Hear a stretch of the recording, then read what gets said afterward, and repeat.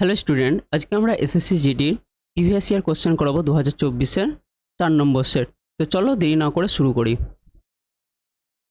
দেখো প্রথম অঙ্ক কি বলেছে, সোনু একা 125 দিনে একটি টেবিল তৈরি করতে পারে এবং মনু একা এটি 250 দিনে তৈরি করতে পারে।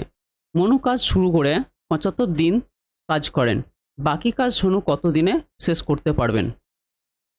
দেখো সোনু কাজটা করছে কত দিনে, 125 দিনে, আর মনু কাজটা কত দিনে করে, 250 দিনে। টোটাল ওয়ার্ক কত, এদের এলসিএম নিব 250। তাহলে সোনু একদিনে কত করে, 2 ইউনিট, আর মনু একদিনে কত করবে, 1 ইউনিট। মনু কাজ শুরু করে 75 দিন কাজ করেন। মনু 75 দিন যদি কাজ করে, হ্যাঁ, একদিনে কত করে, 1 ইউনিট, তাহলে 75 দিনে করবে 75 ইউনিট। বাদ দাও, 5 এ 10, 8 আছে কয় 15, 7 এ 15, আর 2 থেকে 1 বদলে 1, 175। তাহলে বাকি কাজ কে করবে, সোনু শেষ করবে। সোনু একদিনে কত করে, 2, তাহলে 175 করতে কত লাগবে, 175/2। 8 দুগুণে 16, 7 দুগুণে 14, 5 দুগুণে 10, 87.5 দিন। Option D. তিনজনের বর্তমান বয়স 3:5:7 অনুপাতে রয়েছে। 6 বছর আগে তাদের বয়সের যোগফল 87 ছিল, তাদের বর্তমান বয়স নির্ণয় করুন। দেখো তাদের 6 বছর আগে কত বয়স ছিল, 87। তাহলে 6 বছর পর প্রত্যেকের 6 বছর করে বেড়েছে, তাহলে একজনের 6 বছর, তাহলে 3 জনের 3 6 18 বছর বেড়েছে। 87 18 কত হয়, 105। আর বর্তমান বয়সের সমষ্টি তাহলে হলো কি 105। আর এদের বর্তমান বয়সের সমষ্টি কত, 5 আর 3 8, 8 আর 7 15। তাহলে 15 ভ্যালু 105, তাহলে একের ভ্যালু বের করে নিই। 5 17 105, একের ভ্যালু 7, তাহলে বয়স কত হবে, 3 × 7, 3 7 21, 5 × 7, 5 7 35, আর 7 × 7 কত হয়, 7 7 49, 21 35 49। Option C. একটি গোলকের ব্যাসার্ধ 3.5 সেন্টিমিটার, গোলকের মোট পৃষ্ঠের ক্ষেত্রফল কত। গোলকের পৃষ্ঠতলের ক্ষেত্রফলের ফর্মুলা কি, 4πr²। 4π মানে 22/7, আর r² কত বলেছে, 3.5 তার স্কোয়ার। তা প্রথমে এখানে 22-এর মধ্যে 11 লুকিয়ে আছে, তাই না। 11 দুগুণে 22, 11 মাল্টিপ্লাই দেখি, 6 একে 7, 7 থেকে 7 বাদ দিলে 0, 11 দ্বারা বিভাজিত যায়। 8 একে 9, এটা চাই না। 6 একে 7, 9 থেকে 7 বাদ দিলে 2 আসছে, 11 দ্বারা ভাগ যায় না, আর এটা চাই। দেখো দুটো অপশন ঠিক আছে। আমরা কি জানি, যদি ব্যাসার্ধ 7 হয় তাহলে ক্ষেত্রফল কত হয়, 154। 7-এর অর্ধেক কত, 3.5। 3.5 হলে ক্ষেত্রফল কত হয়ে যাবে, 1/4 হয়ে যাবে। 154 1/4 হয় 38.5 πr² ক্ষেত্রে বৃত্তে। এই π² ভ্যালু কত হলো, 38.5, তাহলে 4 × 38.5, তারপর 20, দশমিক থাকলো, 3 8 24, 25 26, আর হচ্ছে 3 4 12, এই সরি এখানে 4 5 20 ছিল, আর 4 8 32, 32 আর 34 হচ্ছে, আর 3 4 12, 13 14 15, 154। অপশন ডি, এটা রং। 444 - 226 ভাগ 2 × 5, তাহলে এটাকে করে নিই, ভাগ করে নিই। 443 মাইনাস 2 দিয়ে ভাগ করলে কত হবে, 2 একে 2, 2 একে 2, 3 দুগুণে 6 × 5, 443, 3 5 15, 5 একে 5 একে 6, আর 5 একে 5, বাদ দিলে কত হবে, 2। শেষের অপশন ডিজিট মানে শেষের ইউনিট ডিজিট কত আছে, 2, তাহলে অপশন হয়ে যাবে ডি। একটি বাস নির্ধারিত সময়ে চেয়ে 60 মিনিট দেরিতে ছেড়েছিল, কিন্তু সময় মতো 300 কিলোমিটার দূরে তার এক গন্তব্য পৌঁছানোর জন্য এটিকে তার স্বাভাবিক গতিবেগ থেকে 10 কিলোমিটার/ঘন্টা বাড়াতে হবে। বাসের স্বাভাবিক গতিবেগ কত। দেখো আমরা কি জানি যে দূরত্বের যে ফর্মুলা হয়, দূরত্বের যে ফর্মুলাটা হয় তার ফর্মুলা আমরা কি জানি, D equal to S into S plus SD, মানে এটা কতটা গতিবেগ বৃদ্ধি করলো বাই কতটা বৃদ্ধি করেছে ইন্টু টাইম।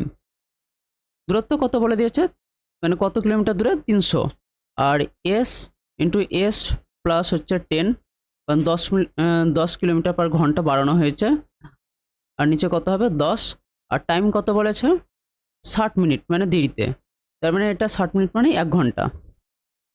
তাহলে এস ইন্টু এস প্লাস 10 মানে কত হয়? 3 শূন্য শূন্য আর একটা শূন্য গুণ হয়ে গেল। কোন অপশানটা বসালে এই 3000 আসার কথা? দেখো এখানে 50 যদি বসাই, 50, তাহলে 50 আর 10 60 ইন্টু 60, দেখো অপশান স্যাটিসফাই হচ্ছে এ। x1, x2 এবং x3 যথাক্রমে 90, 45 এবং 67 দিনে একটি কাজ করতে পারে। তা তিনজনই একসঙ্গে কাজ শুরু করেছিল, কিন্তু x2 কাজ শেষ হওয়ার 13.5 দিন আগে চলে গিয়েছিল। কত দিনে কাজ শেষ হয়েছে?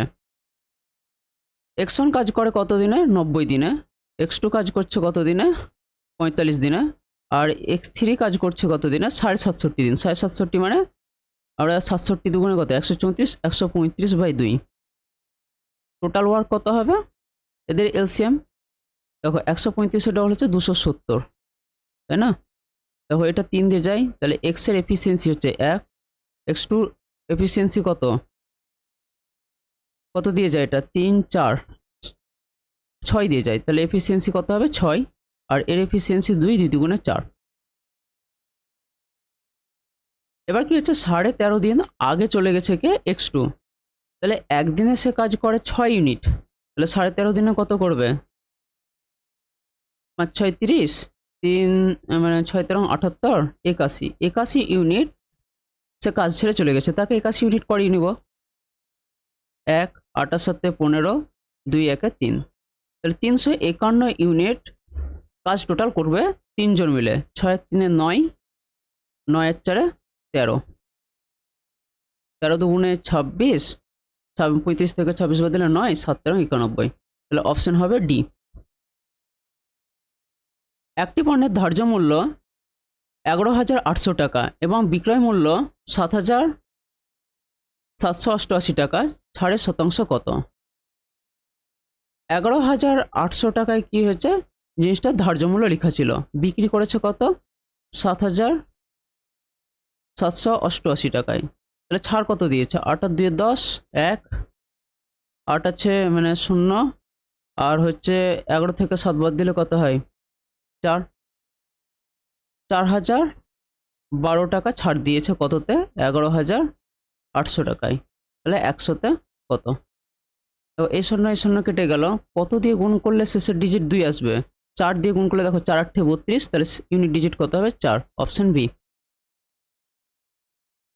একটি পোশাকের মূল্য 800 টাকা থেকে কমে 720 টাকা হয়, তাহলে শতাংশ হ্রাস কত হয়েছে? 800 টাকা ছিল, তার মানে 80 টাকা হ্রাস হয়েছে কততে? 800তে। 100তে কত?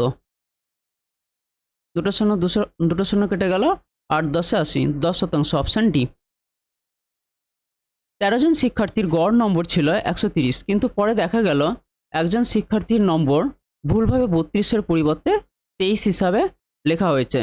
তাদের নম্বরের সঠিক গড় কত? 13 জনের গড় নম্বর কত ছিল? 130।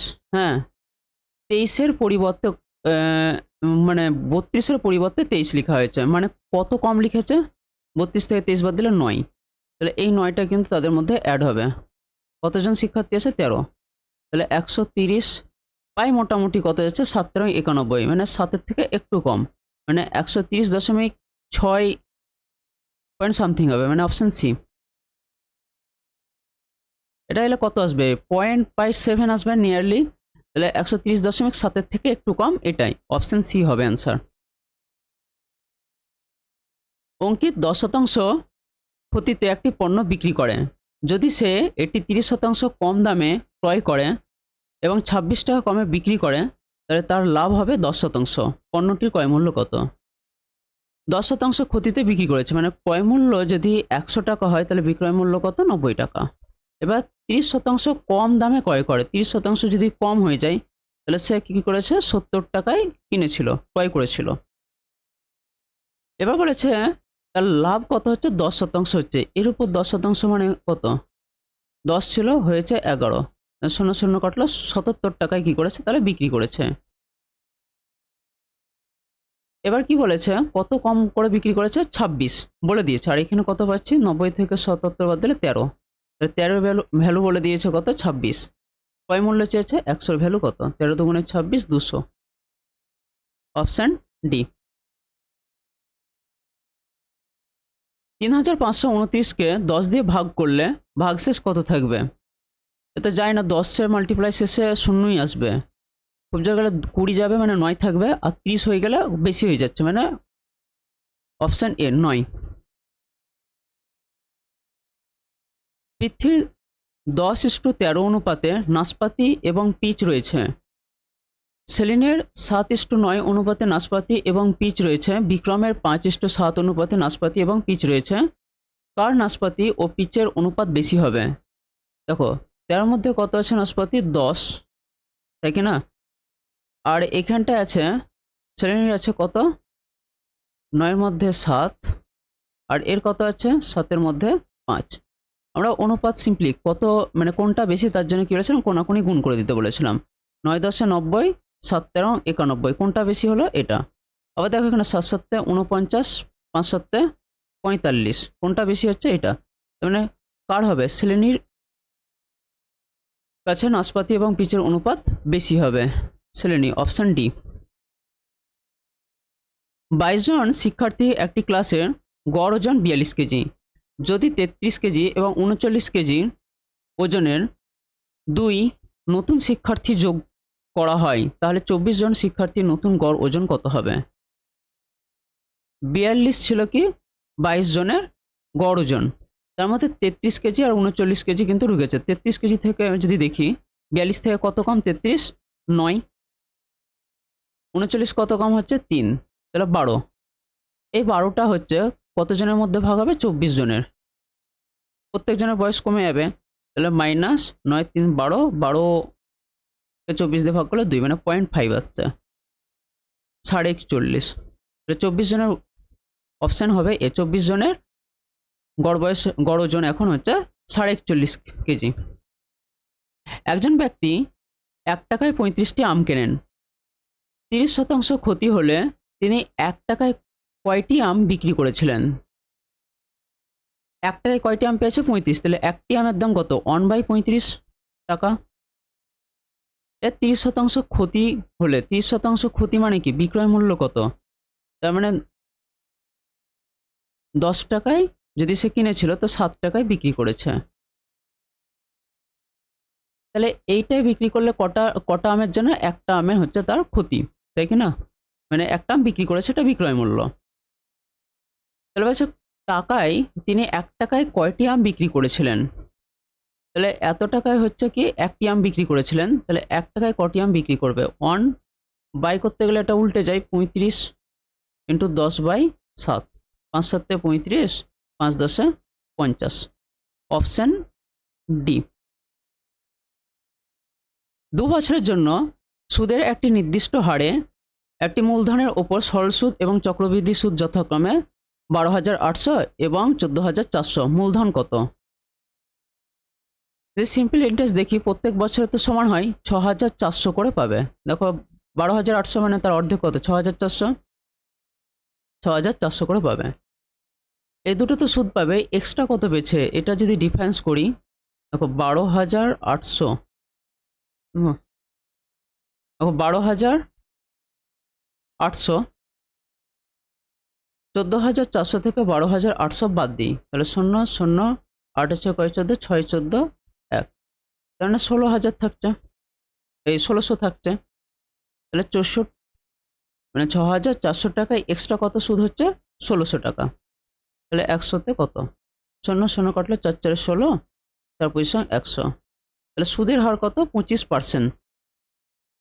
মূলধন চেয়েছে এই 25% হচ্ছে 1 বছরের সুদ, সরল সুদে যদি বলি তাহলে 50%, 2 বছরের সুদ কত 50%, আর 50%-এর ভ্যালু বলে দিয়েছে 12,800, তাহলে 100 মানে মূলধন ছিল, 100তে কত 2 দিয়ে যাবে, 8 দুগুণে 16, 12 দুগুণে 24, 25, 25,600 হচ্ছে মূলধন, অপশন এ। চেয়েছে 2016 ভাগ 4 প্লাস 32 ইন্টু 6 মাইনাস 26 ইন্টু 3 এর মান কত?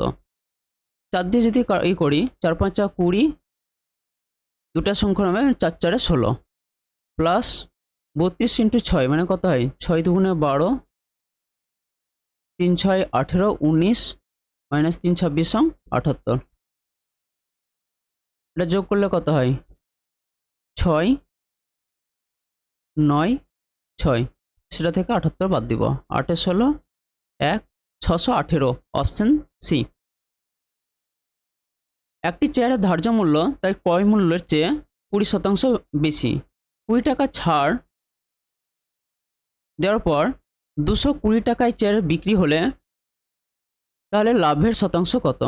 একটি চেয়ারের ধার্য মূল্য কত বলেছে? ক্রয় মূল্যের চেয়ে 20% বেশি, মানে ক্রয় মূল্য যদি ধরি আমি 100 টাকা, তাহলে ধার্য মূল্য কত হবে 120 টাকা। আর 20 টাকা ছাড়ের পর 220 টাকায় চেয়ারটি বিক্রি করায়, তাহলে লাভের শতাংশ কত?